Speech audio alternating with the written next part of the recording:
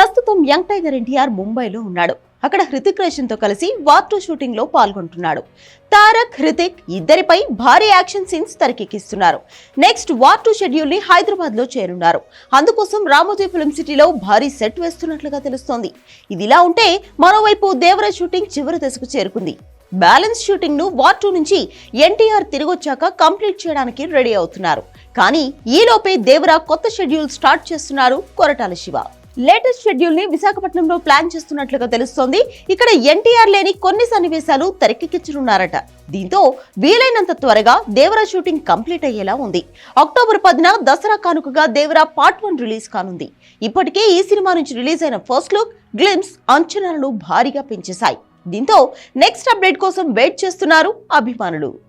మే 20న NTR birthday సందర్భంగా Devara first single release కు plan చేస్తున్నారు.